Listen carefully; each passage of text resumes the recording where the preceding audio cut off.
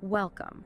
It's lovely to have this quiet space to explore together. There's this deep human pull, isn't there, to understand the currents beneath the surface of our lives.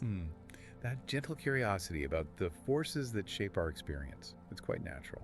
And today, we're leaning into something ancient, something that speaks right to that curiosity.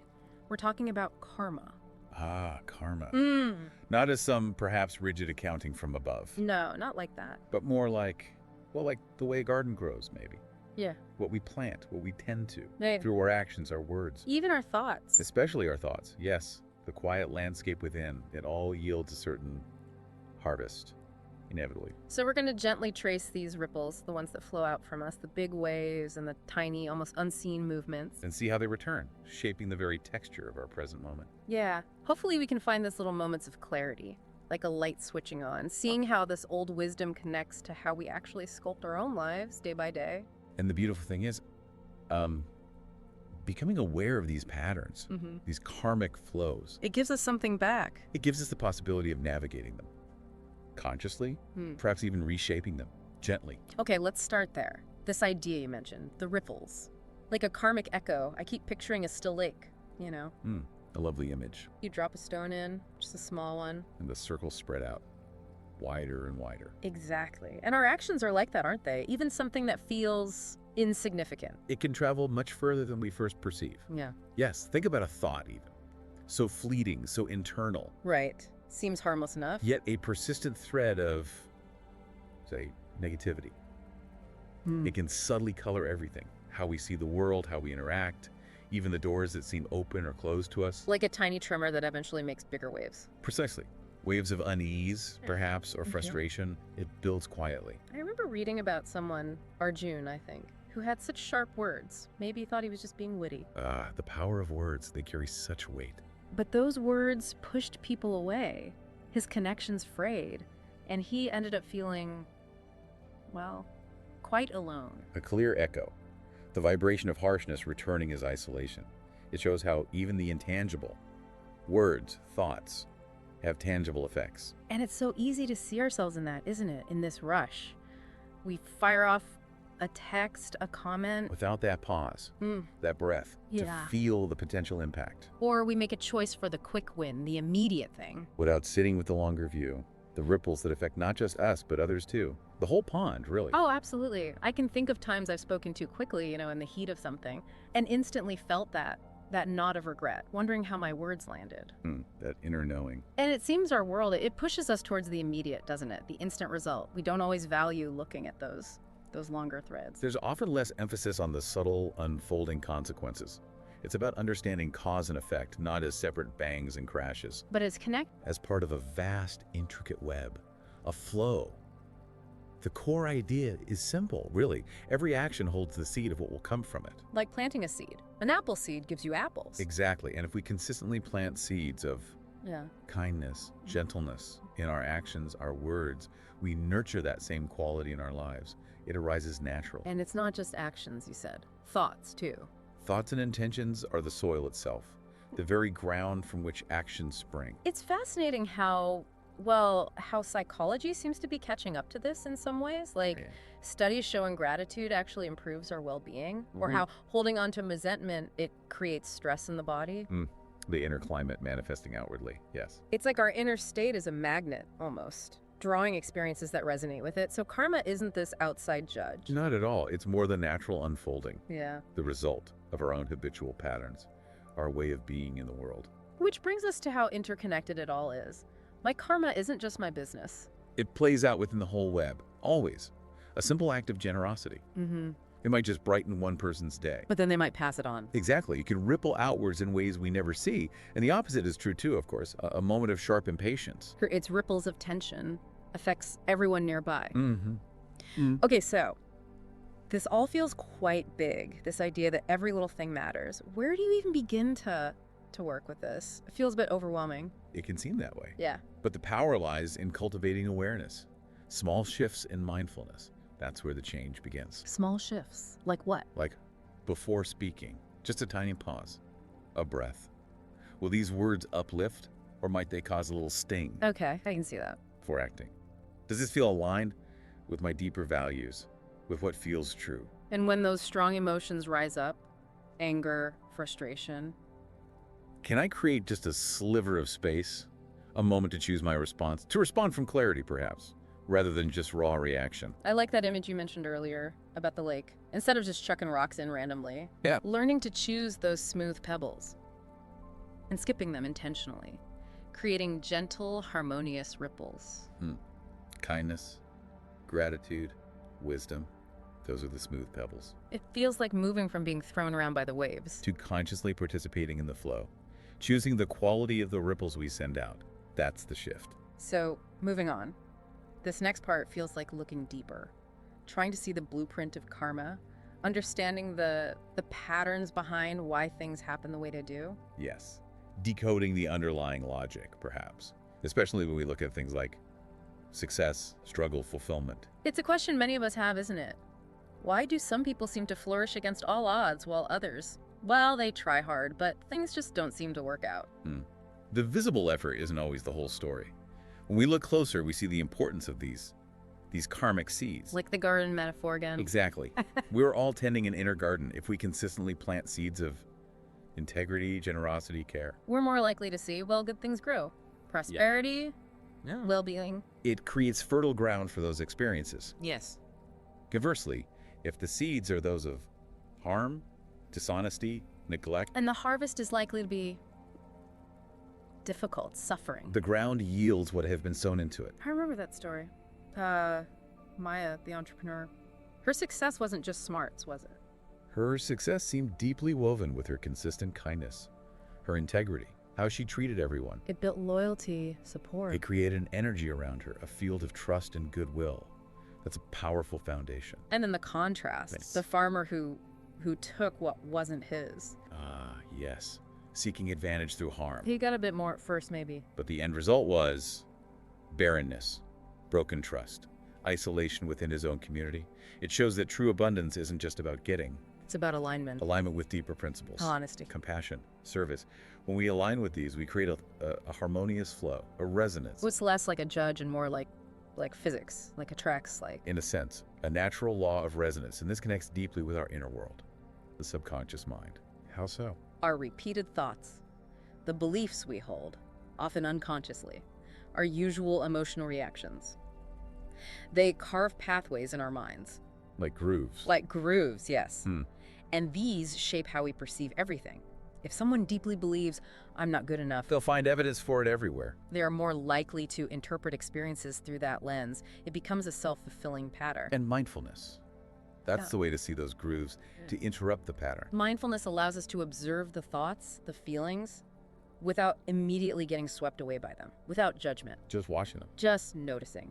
And in that noticing, there's a chance to unhook, to not automatically follow the old path. It begins to gently rewire the brain. Like that executive, Alex, Yeah. who was completely burned out. Trapped in a cycle. But he turned inward. Meditation, reflection. And by shifting his inner focus, his outer world began to change too. Not just personally, but professionally. Things started flowing differently. So the intention behind what we do. The why, that really matters. Oh, profoundly. The same outer action, say giving a gift, done with genuine warmth, will resonate very differently than the same gift given out of obligation or to manipulate. The energy is different. The seed is different. Okay, so how do we actively cultivate the good seeds, break the negative cycles? Are there practical things? There are indeed simple yet powerful practices. The first is often called right speech, Being careful with words. being mindful, choosing words that are truthful, yes, but also kind, constructive, avoiding gossip, harshness, using language Right. to perhaps to heal or uplift. Offering support instead of just complaining about a problem. Exactly. Shifting the energy of the communication. Okay, what else? Cultivating generosity. And this isn't just about money or things. Time, attention. Offering your presence. Truly listening. There's a strong link, between generosity and our own happiness. Even longevity, some studies suggest. Really? Why do you think that is? Perhaps because giving signals a trust and abundance, a connection to flow. And that trust seems to invite more positivity back. That's beautiful. And the third one? Embracing responsibility. Ooh, that sounds hard. Taking responsibility for everything. Not blame. Responsibility. recognizing our part in creating our experience, seeing challenges not just as problems, but perhaps as opportunities for growth, for learning. So even when things are difficult, we still have a choice. We always have the choice of how we respond. That power remains within us, always. And this individual work, it affects more than just us, right? Absolutely. Yeah. Our personal patterns ripple out into the collective. When we choose integrity, compassion, it subtly lifts the energy around us. It inspires others, often without words. Like Gandhi or Mother Teresa, small, consistent actions. Rooted in deep positive intention, leading to vast transformative change. Yes. And that story about Priya, just one act of kindness. Setting off a chain reaction of goodwill, spreading through her community. It reminds us of that interconnectedness, the power of even one small positive ripple. So the main thing is, karma isn't fixed. It's not destiny carved in stone. Not at all. It's dynamic, malleable. We always have the capacity to influence the ripples we're creating. It's never ever too late to change course, consciously. So the invitation then, for anyone listening, Perhaps identify just one small area, one pattern you'd like to gently shift. and commit to conscious choices there, starting now. Just one mindful step. That's how the journey begins, with intention. Okay, so this final part, the turning point. This feels like unlocking something deeper, moving beyond just managing karma To awakening to its true potential, moving from unconscious patterns towards purpose, harmony, conscious creation. because often we're just reacting, aren't we? Living unconsciously. That's what's described as the hidden trap, simply reacting to whatever life throws at us. It's like being adrift, no hand on the tiller, vulnerable to every wave, every storm. Like that ship without a captain you mentioned. Exactly. And in Buddhist thought, there's this idea of avidya, ignorance. Not like not knowing facts. Not just that, it's a deeper failure to see reality clearly, including seeing the connection between our actions and their results. That lack of clear seeing, it keeps the cycles of suffering turning. The turning point means we can see, we can wake up to it. Precisely. Awakening to karma means reclaiming our agency, moving from being passively shaped to becoming conscious co-creators of our lives. Through awareness of thoughts, words, actions. Through that gentle, persistent awareness, yes. And there was this idea, the law of reversal, that suffering itself can be useful. A profound insight. Suffering can be a powerful teacher, a catalyst for waking up. The principle of nidana, or dependent origination, shows that suffering arises from causes. Causes we can actually do something about. Causes that can be understood, addressed, and transformed. Once we see the chain, we can find the link to change. Tef, the man who lost his business, he was so bitter. Trapped in blame, in resentment. Until he realized that attachment was the trap. Yes. He saw how holding on to blame was perpetuating his own pain. By choosing forgiveness for others, and crucially, for himself, He found peace, growth. he transformed the experience. He didn't erase the difficulty, but he changed its meaning. He turned lead into gold, in a sense, reframing challenges as fuel for evolution. That's the alchemy you mentioned, turning things into something positive. The alchemy of positive karma? Yes. Intentionally cultivating virtues that elevate ourselves and the world around us. Wait, compassion. Compassion. Central. That deep empathy, that kindness. It dissolves barriers, fosters connection. It even releases beneficial chemicals in our bodies, creating a positive feedback loop. Just intending to make someone smile each day, that's a start. A beautiful, simple start. Equanimity, that sounds important too. Staying calm when things are chaotic. That mental calm, that balance amidst the ups and downs, it allows us to navigate life's waves with more grace, less reactivity. Meditation helps with that. Mindfulness meditation is a wonderful practice for cultivating that inner stillness, that steady center. And the last one, Dharma. Aligning with Dharma. Dharma can be understood as righteous living, living in harmony with universal laws, but also discovering your unique gifts, your purpose, Finding what brings you joy, what you're good at. and using those gifts in service, contributing to the whole. That alignment often brings a deep sense of fulfillment. People always wonder though, how long does this take? Changing karmic patterns. The change begins the moment you choose awareness.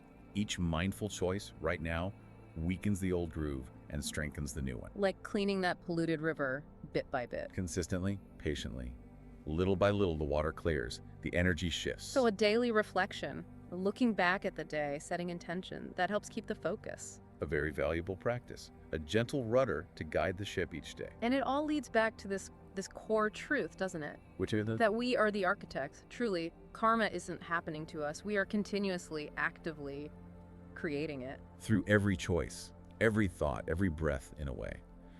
Negative energy attracts negativity. Positive energy cultivates abundance. It's like walking across an endless field.